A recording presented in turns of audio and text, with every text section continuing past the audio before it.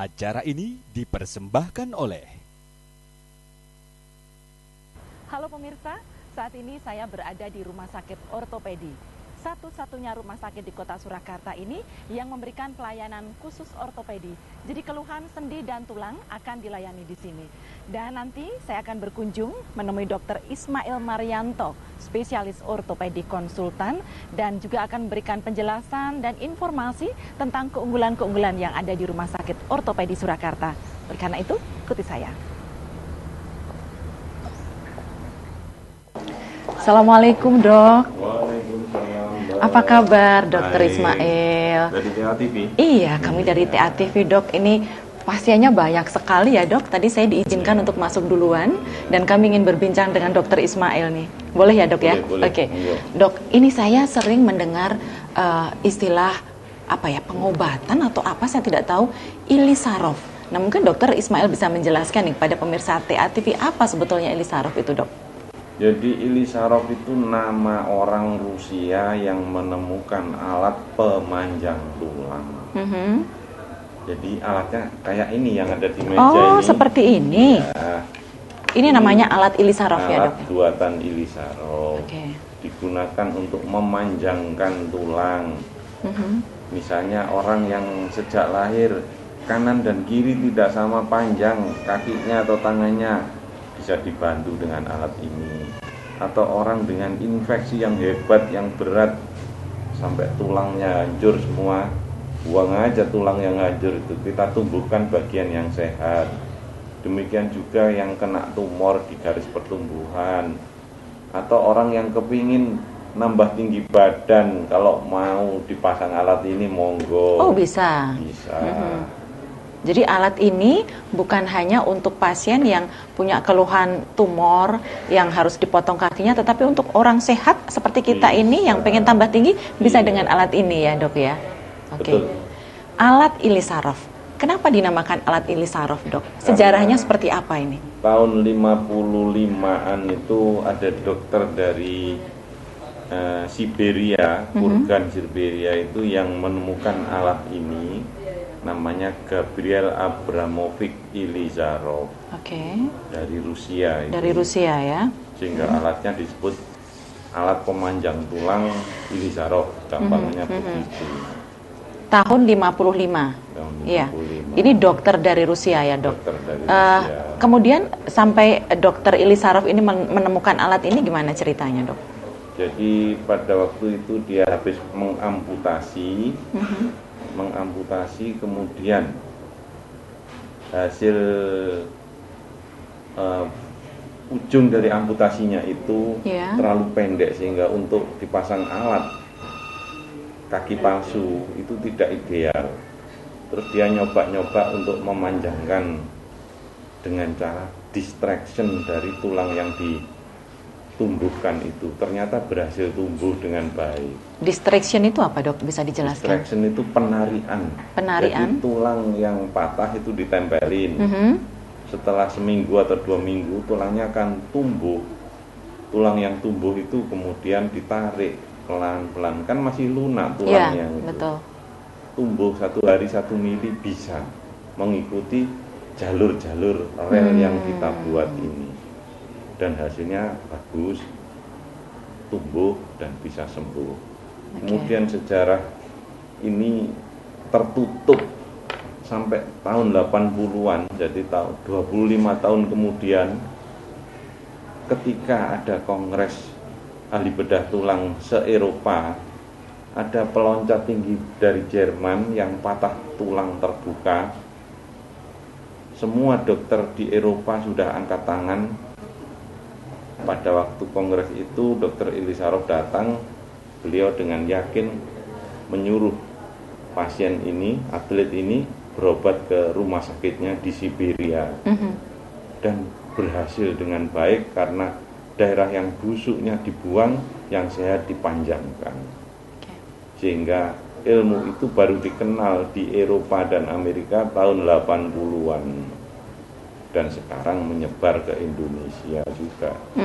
Oke. Jadi ketika tahun 55, Dr. Ili Saraf ini menemukan alat itu, tapi waktu itu belum diaplikasikan ke pasien gitu ya, Dok ya? Sudah mulai. Sudah mulai. Tapi kemudian tertutup atau terhenti dan baru muncul lagi tahun 80. Nah, kita kan tahu Rusia kan negara tirai besi, nggak ada komunikasi ke sana.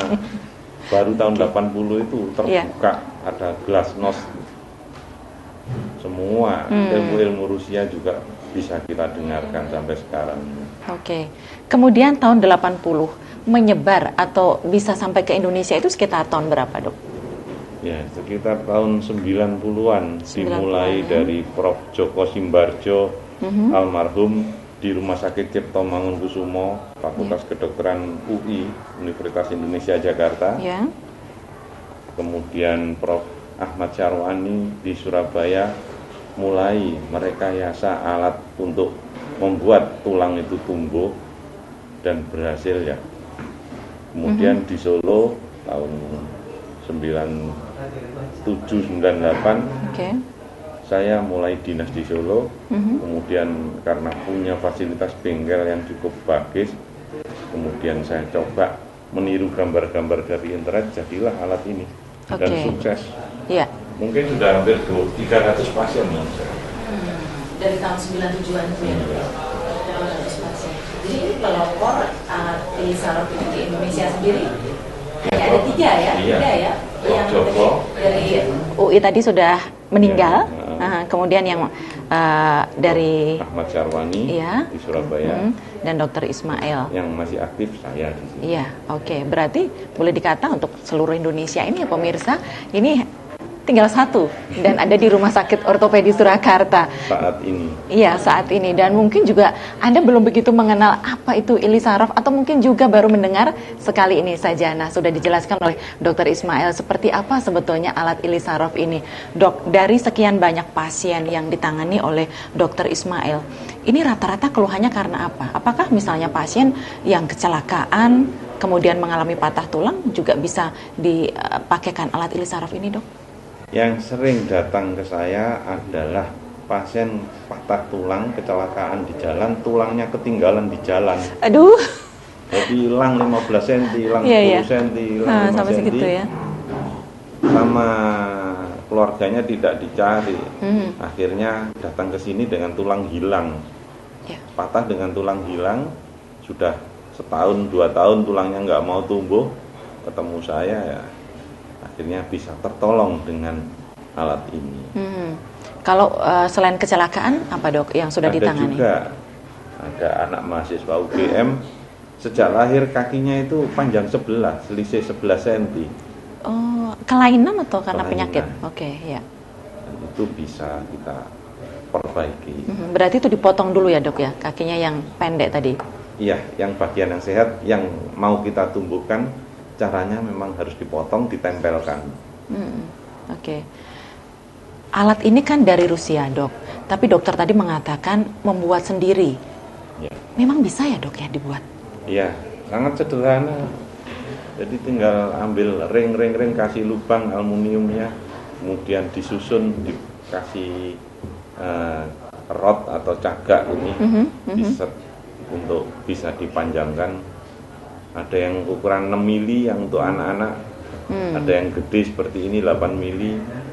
Iya, jadi alat ini bisa untuk semua usia. Jadi anak-anak pun bisa memakai alat ini, dok? Bisa, cuman ukurannya ya kecil, yang dewasa ya gede. Betul.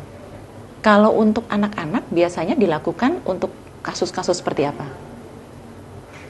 Ada kelainan pada anak yang namanya kongenital pseudoartrosis, di mana tulangnya itu sejak lahir dari kandungan itu sudah patah.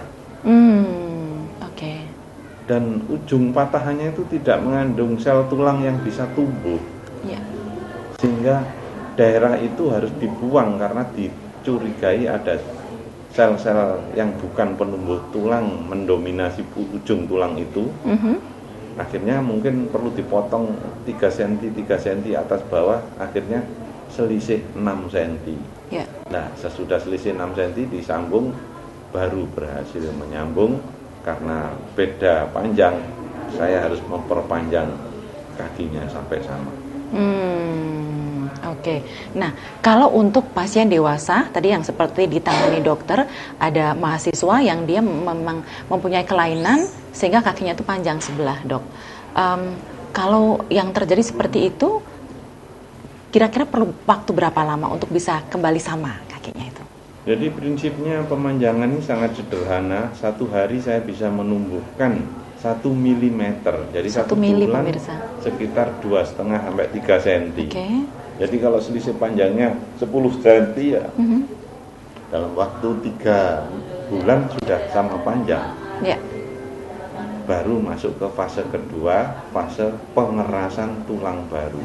Oke. Ya. Fase pengerasan biasanya sekitar 5-6 bulan. Baik, ternyata ada tahapan-tahapan ya, dok ya.